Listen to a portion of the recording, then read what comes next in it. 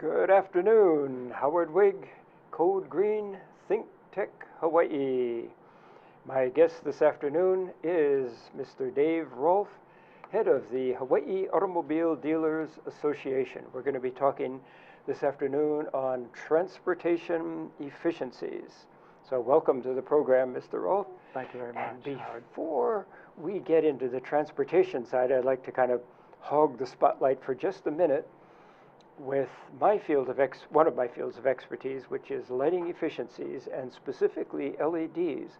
And we were talking offline about the fact that a lot of your automobile dealers have already transitioned to LED lights. I would think that would be both for the exterior parking and the interior. And I'll just do my LED pitch here. Number one, even compared to metal halides, which were your main source of car lighting, they are more efficient and they are longer lives, so your maintenance goes way, way down. And here's some ideas I'd like to throw by you. They don't care how often they go on and off. They don't care how often they're dimmed. One idea that we've had with a lot of commercial properties has been to have, say, the lights on for the car dealerships full on in the early hours, and then sometime around 10, 11, midnight, maybe shift that lighting down to 50%, or some people even go to 0%. They go to darkness with motion sensors, so that if somebody is prowling around in those cars, boom, the lights come on, the officers of the law say, those lights shouldn't be on. So to your knowledge, well, I think you indicated that a lot of your dealers are going both to LEDs to reduce energy use and then putting PVs on your roof to produce some energy. Years ago, people came in with the very same thing that you explained, Howard, and the dealer would go, where do I sign? And I mean, you explained that for your 7 acres of lot out there that you have all the cars on, and that you have lights that can make them look like a showroom, like it's down at an auto show, and that it's going to be half the cost, and they last so much longer. Sure, I think dealers just said, where do I sign? And they're people who have high operating costs, and so they looked at that very quickly and adopted it, one of the early adopters. Yeah. And here's another subtlety to it. LEDs are becoming much more efficient or much more sophisticated, such that you can change what's called the CRI, the color rendition index. You can make it very, very warm, like your typical household lamp, or you can make it very cool with a lot of blue in there that really pops the color. Well, my wife's an artist and I'm a photographer, and so when you talk about warm colors and making things pop, I also did a lot of television commercials in my early days, and lighting was the time that we spent most of the time on the lighting. But now you have these lights, and they're so adjustable, they're wonderful. Sure, it's the future, and the future's here. It's going to happen with the car, it's going to happen with lighting. It all relates to energy, and I guess that's why we're here talking today. Yeah. And the overview of that from my standpoint as a member of the State Energy Office is that a few years ago, those are the bad years, our gross state product was about $70 billion, of which we spent $7 billion, 10%, exporting our dollars in exchange for imported oil, often from countries that didn't like us. With these efficiency measures and with PVs, we're getting that down. We're keeping those dollars at home, and that's good for everybody. They have more money in their pockets, they can buy more cars. Well, the magic numbers are the big numbers, and you said it. 70 billion was the gross state product. So if you want to have continued normal growth, you have 3% growth each year. That means everything doubles in 24 years with the old rule of 72. People are familiar with that. So how could you get halfway there? You could look at that big chunk that was used in gasoline, and the 500 million gallons that were out there being used in gasoline. $4 a gallon, 500 million, that's $2 billion right there. Yes. How could you take a crack at 40% of that, which is what that Hawaii Clean Energy Initiative was? 40% of the amount of the 500 million gallons was going to be reduced through the renewable fuel vehicles like hydrogen electric and electric vehicles. And then the other 30% was going to be reduced by what you were talking about, efficiencies. So that whopping 70% was going to drive the oil barrel from 500 million gallons being used every year down to 150 million gallons in 20 years. Well, that's a tall order. That's like asking the auto dealers to build a bridge from here to San Francisco. And we didn't say no, we said aye, aye. It's an old Navy term that means I understand, I will make it so. And we made every effort to do that.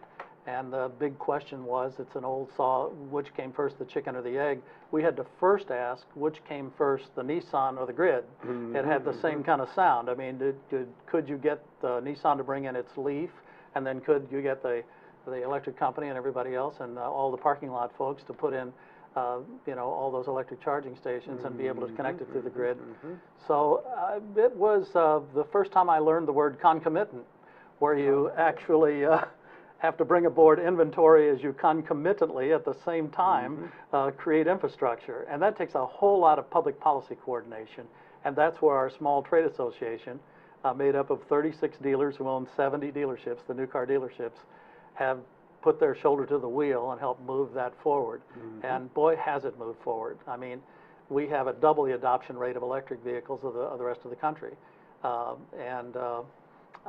think we have reaching pretty soon a critical mass. And that's what really the program is about today, is customer uptake on electric vehicles and hydrogen fuel cell vehicles to get to those big numbers. And again, big numbers never lie. You can have little numbers that seem to not be based on the right matrix or the right assumptions, but the big numbers always just kind of take everything into account and kind of land right in the middle of the desk. Well, the big number is there's 1 million vehicles on the road. In Hawaii. In Hawaii, in the state of Hawaii, private vehicles on the road. And we anticipate that that number over the next 20 years will remain relatively steady. It's not going to grow as rapidly with the population as it has in the past because of bicycling and walking and the commuter train and a number of other things, and the shift more of people to downtown, away from the long drives. So with that said, you've got a number of 1 million to work with, and you've got to say, how are we going to get 400,000 electric vehicles or hydrogen vehicles on the road? And the biggest roadblock is in this kind of cantaloupe that sits right up here. We're resistant to change. Well, that resistant to change and a great lack of knowledge about what the benefits are on all those vehicles. Well, it's really kind of turned the corner now, and we're pretty close to reaching critical mass. Well, let's look at a slide that shows, I believe, was it produced by you or maybe my office, on the CAFE standards and the projected. Look at those numbers. Yeah, this was sourced by the federal folks. They're the ones who put this out. And if this is the graph, sure. And you can see right after the Arab oil embargo, 1973, and Senator Inouye pointed this out, we really wanted to be energy independent, and so we had to get efficiencies in vehicles. So they came up with this thing called the Corporate Average Fuel Economy Standards. It's a federal standard that was placed on automakers saying you need to create more efficient vehicles. But look what happened. For whatever reason, it just didn't move all over all those years. It just kind of stayed fixed down there in like the 24 mile per gallon range, and didn't move until there was a Supreme Court ruling around 2009 that said that the EPA can actually regulate air, which by its proxy, which is regulating fuel. And that regulation had previously been with NHTSA, the National Highway Traffic and Safety Administration. But now EPA was involved, and then the California Air Resources Board was also involved, and certain states became what's called zero-emission vehicle states, ZEV states, and they accepted mandates on the manufacturers if they didn't sell so many of these by a certain date. The problem we held with that in Hawaii is that we felt that those mandates would never work, and we were correct in that. In fact, they failed 9 times. So they make a mandate and it doesn't work. They make another mandate and it doesn't work. They make another mandate. And we thought that in Hawaii, because we had perfect conditions for the adoption of renewable vehicles, Goldilocks conditions. We had wonderful temperatures, Goldilocks temperatures. That's perfect for energy and the battery.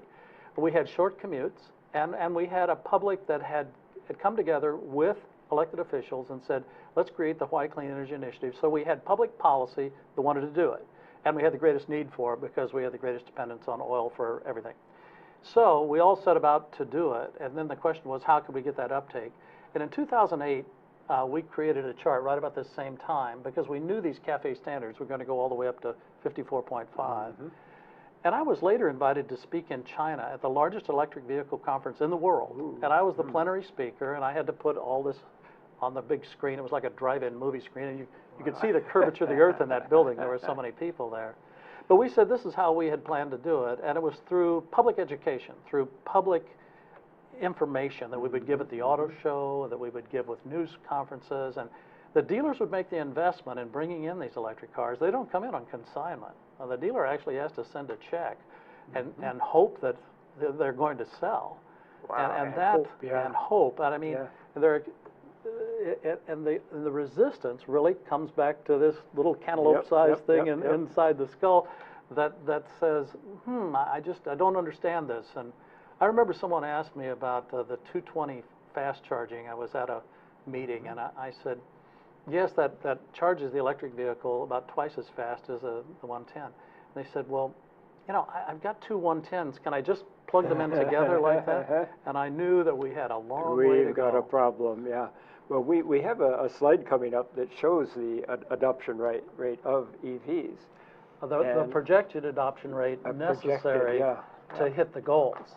And again, this chart is called the Golden Gate Bridge because it looks like that, because that's the historic sales. They go up, they go down, they just follow just sort of a historic pattern.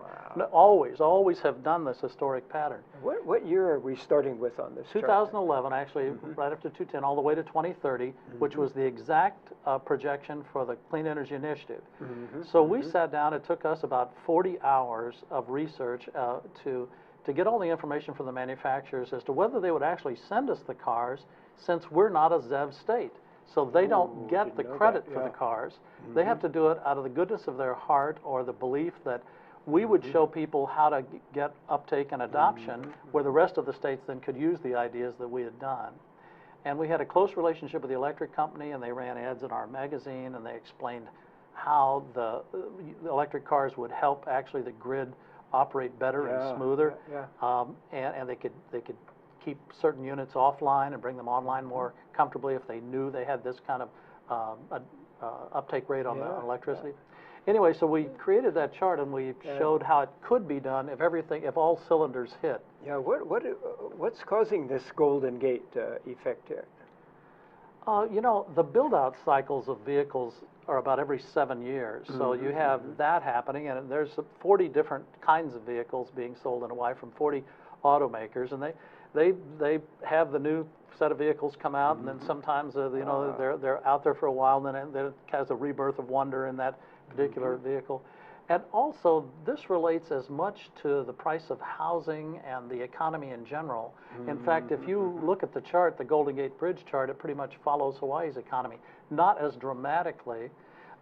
It fell out, the bottom fell out in 2009. It was like taking a sack of wet garbage out to the curb and the bottom falls out of the paper sack. That was what the global financial crisis caused. And so that kind of got off the chart for a while. But imagine this, what a swing. We had 70,000 new vehicles you know, sold, I think, back in 2005, but by the time we got to 2010, 5 years later, we were at half of that. We were at 35,000 vehicles. I deal with the housing people, and the housing sales follow exactly that grid. pattern. And the whole economy kind of follows the same grid. In fact, we use new car sales to triangulate with construction workers employed, and then how many hotel rooms were occupied to get almost an exact fix on how much gross excise tax was going to come in.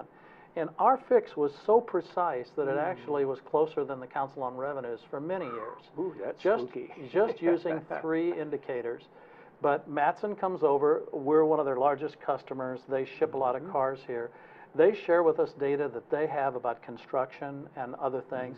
And we get from the tourism industry, our largest industry, information about hotel rooms occupied. With that information from Matson and the tourism folks and the new car sales, oh, so precise. Wow. Yeah, it's scary. You know, on that cheery note, let's take a brief break and let's go right back to this. This is exciting stuff. Thanks, Howard. Yep. Okay, I'm Jay Fidel, that's Ray Starling. We co-host a show called Hawaii, the State of Clean Energy, every Wednesday, 4 to 5 p.m. It's really interesting. You know, Ray has a way of unzipping these guys.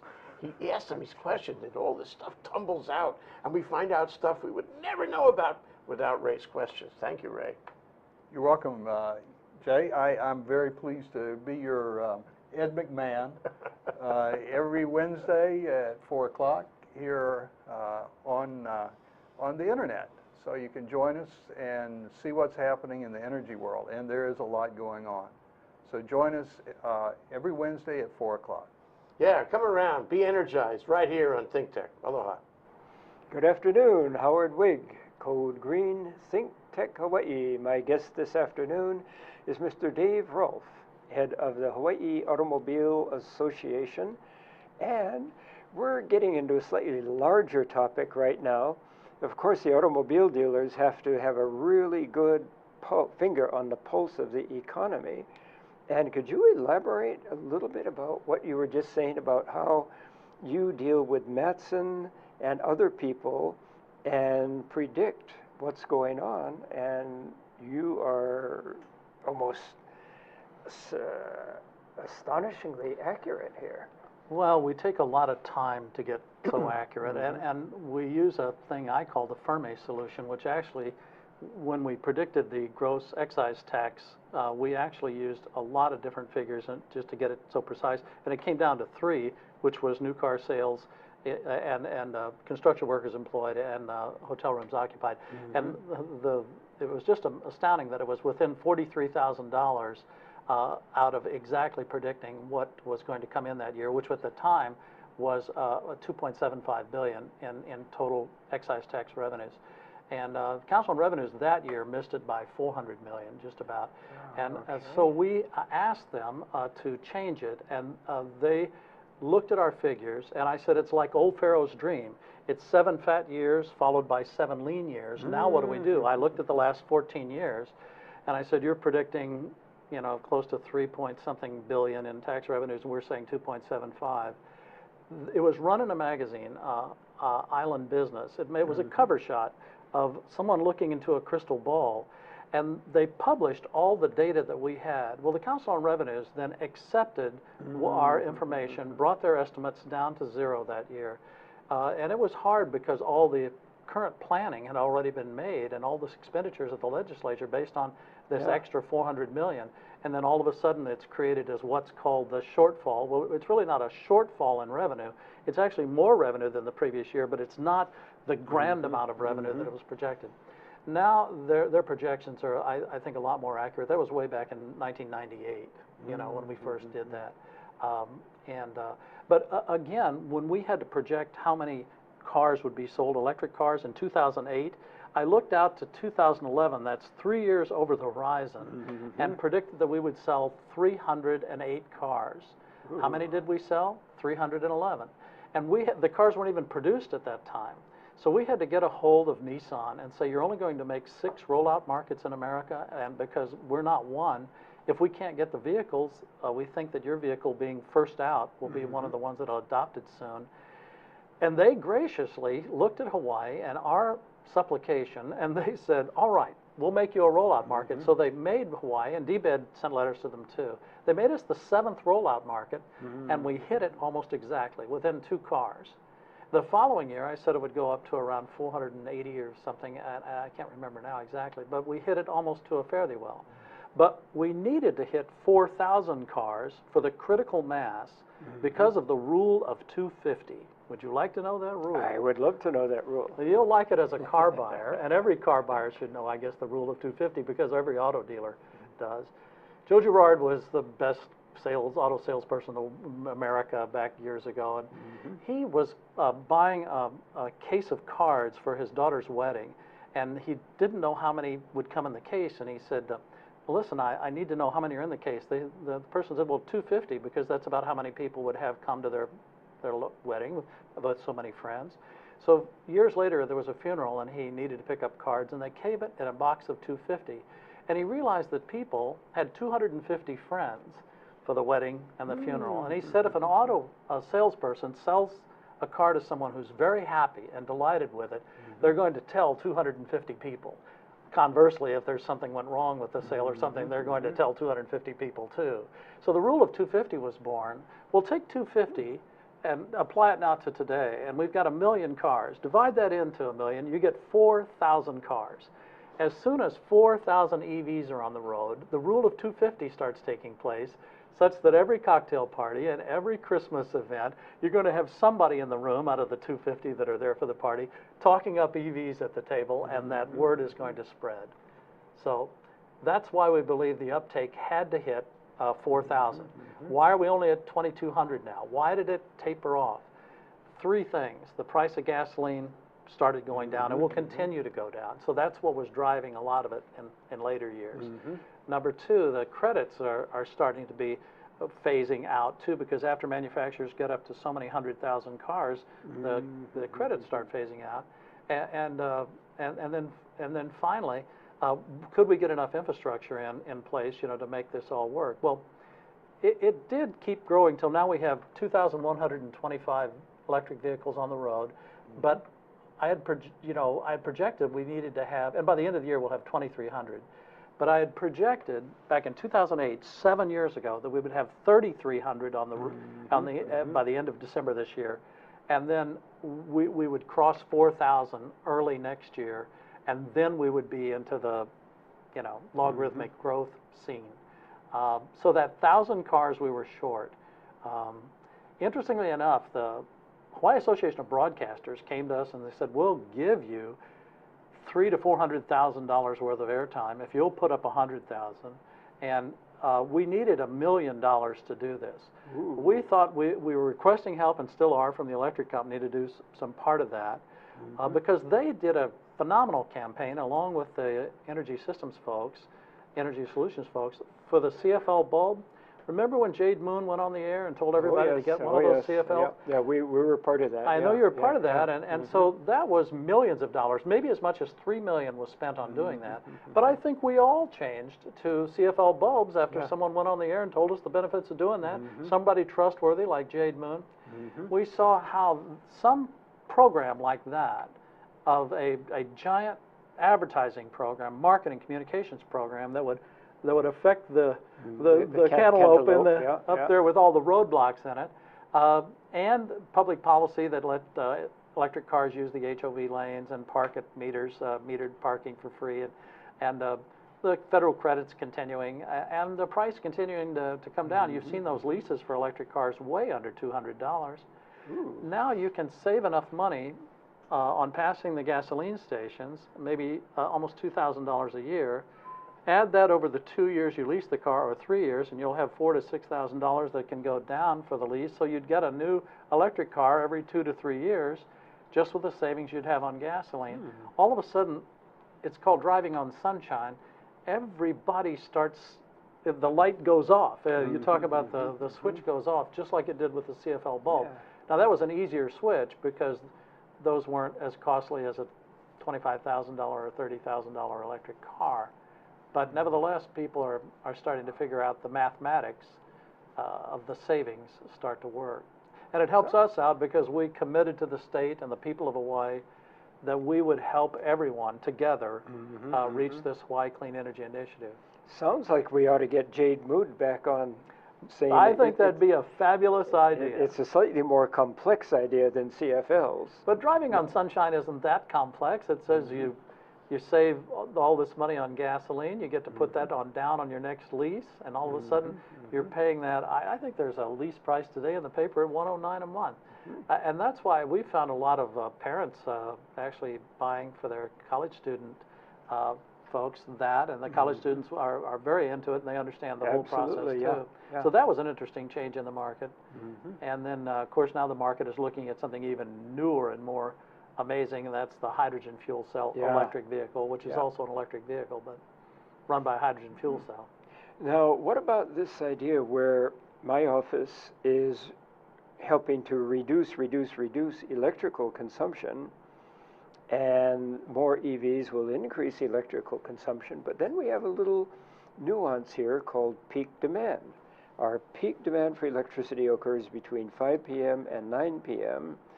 Do you have any way of correlating electric vehicle charging with the off-peak hours? Well, sure.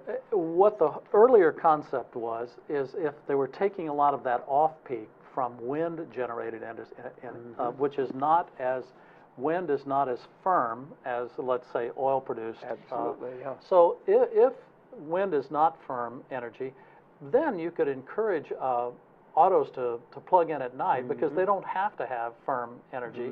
They're just there taking it when they can get it, and you know.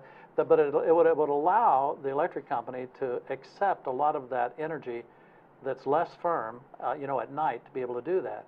Well, now an interesting thing is occurring, and I think the electric company will come and explain this more clearly, and they understand it so well. But with 40,000 PV systems operating in the day, and that is somewhat firm, but not as firm as as again oil, because you have cloud cover and rain and things like that. Again, I think they would like to see some EVs plugging in during that period and helping them keep those systems online. So the EV is what we call the golden key, and it ties together that whole chain and makes everything work. I mean, America understands, Howard, two things for sure. They understand cars and pizzas. You can get everybody to talk about that at any meeting that you want to go to. Well, if you were going to make a change in the way America uses energy, you would have to do it in terms of a car or a pizza. And then I think you could get her done. And I think you're going to explain the pizza connection to me now. Well, at the auto show, we believe in it so much that we actually give away free pizza from Papa John's, to encourage people to come down and have a pizza. And I'm sure I could find some kind of connection to that too. But other than the fact that Papa John's has been such a great supporter, and we've put up all these wonderful exhibits at the auto show. We have a cars and energy exhibit. I think it's one of the finest in the country. Motor Trend helped us build it out. We actually had a plan for $1 million exhibit that would be put up at APEC. And our whole idea was that the President of the United States, in standing in front of 20 nations that had come, 22 nations, economies, excuse me, that had come, he would stand with a big electric switch and throw it, and all these windmills would turn on this giant display. And we had the people that did the Harry Potter display, the 2 million Harry Potter display, actually create the CAD drawings for this whole thing. The great ocean thermal energy conversion turbines would start turning up there, and you would see the wave energy start moving, and all of a sudden you would see all this electricity being produced going into the grid and then feeding into cars, and they would all light up. And the President of the United States would say, Hawaii, in 12 seconds, has shown you how to transition to electric vehicles. I thought it was a grand idea. It was stopped because security reasons, but I mean, having that many leaders in one place in a glass house over there at the, so that $1 million display had to be put on hold. It was a beautiful thing, had a giant mural in it, and all this interactive video produced by Edgy Lee. Had all these cars being sent over here by all these electric car manufacturers. That's big. It was an extraordinary display. Imagine telling the world in 12 seconds how Hawaii has cracked the code, solved the problem. That sounds like a Steve Jobs Apple commercial. On a net cheery note, we need to take a brief break. Thank you. Hi, my name is Seymour Kazimirski. I have a show called Seymour's World on ThinkTech Hawaii. Our show is about opening minds and facilitating conversations. To tell you the truth, I have no idea what we're going to be talking about. I have no idea who our guests are going to be, but I guarantee you we're going to have lots and lots of fun. Aloha from Seymour's World. Hi, I'm Jay Fidel. I'm here with Liz Shue, and we love agritech. In fact, she's from the Department of Agriculture, and we're underwater, gurgle, gurgle, gurgle, and we love things that have to do with agriculture, aquaponics, hydroponics, all that. So Liz, what is your interest in this? To grow more local food for local people. I knew that. Yes. Okay, it's 4 to 5 every other Monday. Come and see us on Agritech in the Islands. I'm Jay Fidel. Come learn with us. We'll see you then. Aloha. Good afternoon. Howard Wiig returning. Code Green, ThinkTech Hawaii. My guest this afternoon is the Honorable Dave Rolf, head of the Hawaii Automobile Dealers Association. And we've had a wide-ranging discussion going all the way from the global economy to pizza. But yes, we did. You mentioned the connection of EVs, electric vehicles, potentially working with Hawaiian Electric as being the golden key. Now, one of the connections that I see, and we discussed this, is that Hawaiian Electric's peak demand is between 5 p.m. and 9 p.m. And as I see it, for EVs, we might have a time of day pricing where the cost of electricity during those hours goes up. But come about 11 p.m., the demand has gone down, down, down, down, down, and it stays down till around 6 a.m. when people start to wake up and everything. Any talk with Hawaiian Electric of correlating PV plug-in consumption with time of day and giving the EV owners a really, really good price during that time? Well, they're the ones who talk to us because they have already done that. I mean, they have plug-in hours and rates and off-peak times, and they reduced their rate. I don't recall how many cents per hour, 6 or 7 cents per hour, at certain off-peak charging times. So that's already in place, and they're encouraging that. And now they're even, I think, going to find some plug-in times where they'll attract people to do this even in the day.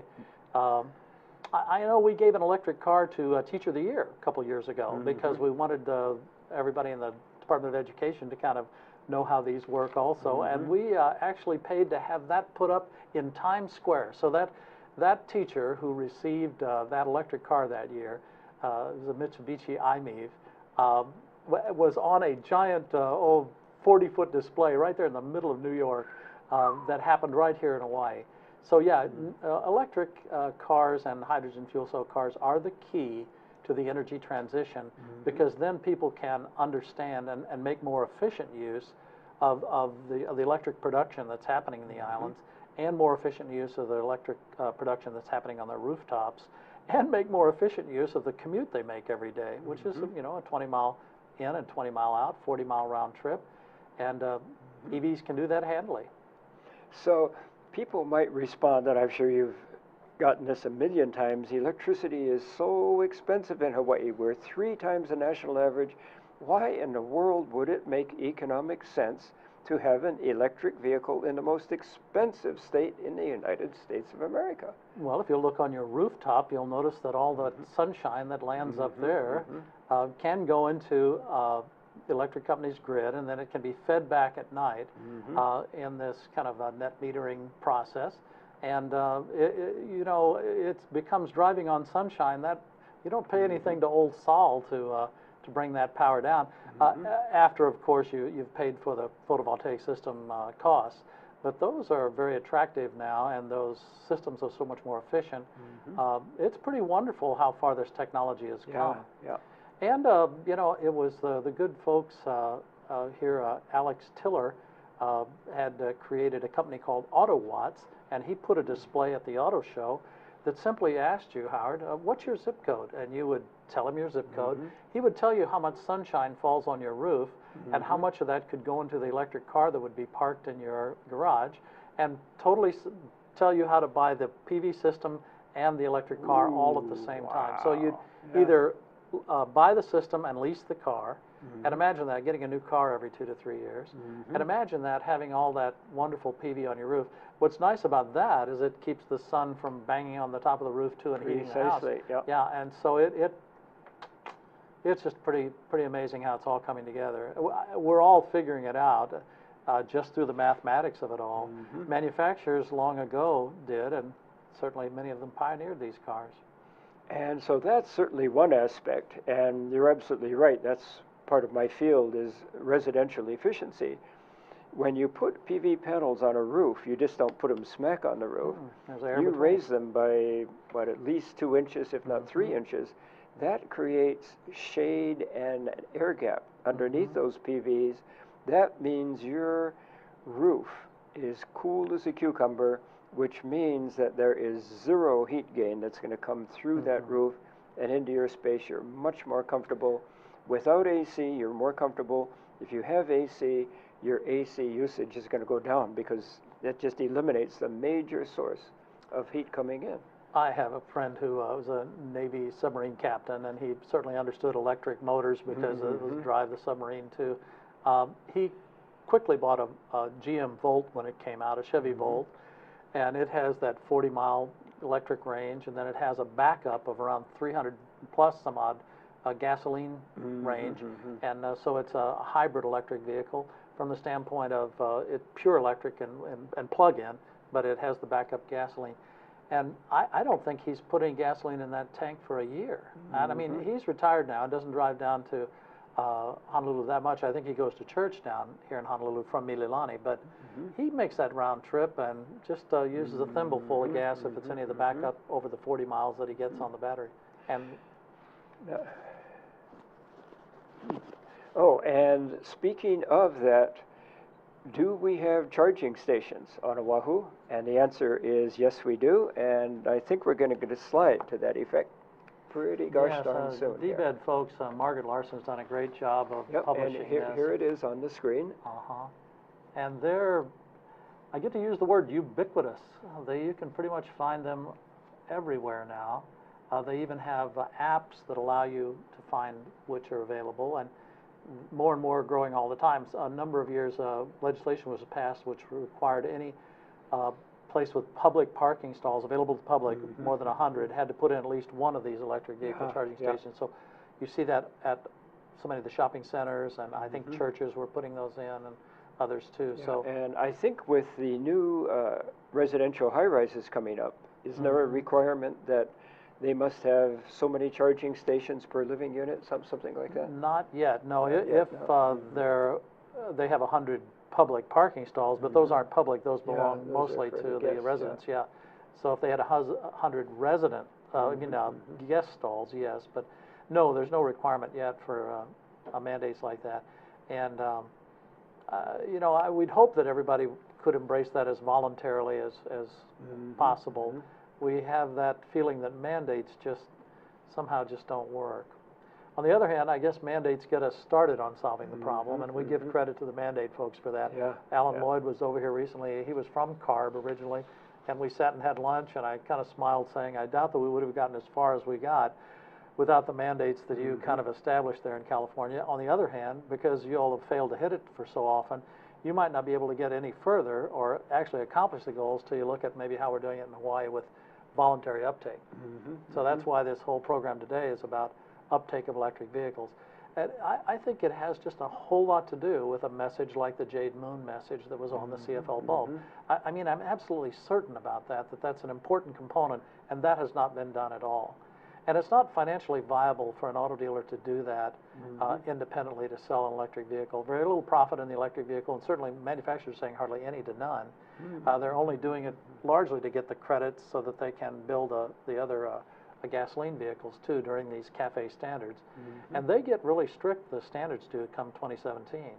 Yeah, we saw that first chart. I mean, we were looking at, I think it was 2020, 50, optimistic scenario, 57 miles per gallon. Yes, that was the earlier projection, it's 54.5 now, but sure, they're knowing that the electric car is a very big part of the formula, and the hydrogen car too. In fact, we're just seeing that coming aboard. They're starting to sell those cars in California. And I want to say, as my good friend Stan Osserman, who's been on this show quite a bit, always reminds me, it's hydrogen fuel cell electric vehicle. They are also electric vehicles. They have batteries, and they just use the hydrogen fuel cell to can you explain that in layman's terms? Because I'm in the energy field, and I don't even understand. Let's go back to the Big Bang. Okay, let's start at the very beginning, back 13.5 billion years ago, that actually the telescope on Mauna Kea has seen far enough back to kind of see this thing.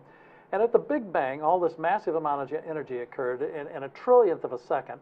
Well, after about 375 million years, we use the word condense, but it's not exactly the correct word. Suddenly hydrogen, well not suddenly, about that time hydrogen and helium elements were formed, and they, through gravity process and others, formed into the stars and of course eventually into us. But Those were the two grand elements devised then. Hydrogen is still the most abundant element in the universe. So let's take that hydrogen atom that's compressed into gas and put in a 10,000 psi carbon fiber tank. And so, and a really strong carbon fiber tank. It's light and powerful tank. They pump it in there at 10,000 psi, and it goes into this exchange called the proton exchange membrane. And the hydrogen proton fires right through the membrane and heads that way, leaving the electron going, where'd you go? And so the electron heads into a copper wire and up through an electric motor and turns all the electric motor or into a battery. In its search, actually it turns into a battery first, then to the electric motor, but then it's searching to meet up with this hydrogen because all protons have a matching electron, and because it got separated through the membrane, it has to find its way back down through the motor or through the battery and connect up with its proton again, and then the H2 adds to the oxygen atom on this other side and creates H2O, so the outcome is water.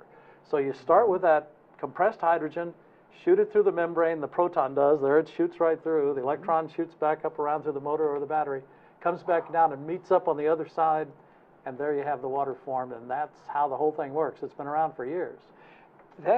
This business of compressing to 70 to 10,000 psi, that sounds really, really energy intense to me. It is, and so that's some of the issues about the hydrogen fuel cell car. How do you, first of all, create the hydrogen, then take all the energy to compress it? First of all, you got to ship it right now, and if you had to ship it over here, there's going to be expense in that. So the idea is to create enough hydrogen here from all those huge energy resources I mentioned, wave, wind, sun, geothermal, ocean thermal, even burning garbage, all those things can produce hydrogen. Then we have to compress it, and then we have to distribute it to the cars. So we have to have hydrogen fueling stations set around. I know California is way ahead of us on this, but that's because they've been working on it for so many years. You remember the hydrogen highway there with Arnold Schwarzenegger? Sure, yeah. But there's 3 places in America that have been chosen really to introduce the hydrogen car. And the U.S. Department of Energy will tell you, yes, it's been California for a long time, but they're going to do the East Coast too, probably Boston, but lo and behold, Hawaii is the 3rd place. However, while we got the barrel tax to be passed at $1.05 a barrel this past legislative session, most of that money, 60%, goes off into the general fund and not into creating this infrastructure, back to the chicken and the egg. In the early days of the electric car, the Nissan on the grid. Well, now it's the, the Toyota car is called the Mirai, which means in Japanese, future. And so, I mean, now we have the Mirai, but we need places to fuel it. And the good folks at Servco, I actually have seen one of these vehicles on the ground now, so they've actually brought one in already. So it's fascinating that we in Hawaii get to pioneer something. Just like we pioneered in the early days of the internet, that largely developed, a lot of it, and its 3rd ring really kind of formed here in Hawaii many, many years ago, just between the universities on different islands. Interesting. So it took, and the cell phone was another developed feature, but that took about 28 years to go from the brick, the Motorola brick in 1983, all the way up to what we're using now in our cell phones. The hydrogen car will take that long to develop too. So are we still at that Motorola brick stage with the hydrogen car, do you think? Or? Well, except we are from a time-wise that it'll take to get to its full perfection and ubiquitous being everywhere. But the car is really sophisticated, and I had an occasion to drive the Equinox, the hydrogen Equinox. When it came off the ship, I drove it out to Joe Nicolai's operation, and it's seamless. I mean, it seems like it's not like a brick that had just 30 minutes of talk time and it took 8 hours to recharge. No, I mean, the hydrogen car can be recharged in just a few minutes. You just have to squirt this stuff into Right, it. and it has 300 miles of range, so it doesn't have the limitations of the early Motorola brick and the old cell phone. It's like, it's just seamless with just like gasoline cars, except it's powered by hydrogen. I guess powered isn't the correct word. Hydrogen is the storage element for the process. The process, it's not burning hydrogen. It's the storage element used to create the process, and it's really battery powered, if you will. Pretty exciting stuff. It's the future. It is the future. And it's right here. It's on the ground. And that's what we promised you on this program. And on that very cheery note, we need to close out, even though I feel like we just barely begun this discussion. So thanks so much to Dave Rolf, head of the Hawaii Automobile Dealers Association. See you next time. Thank you.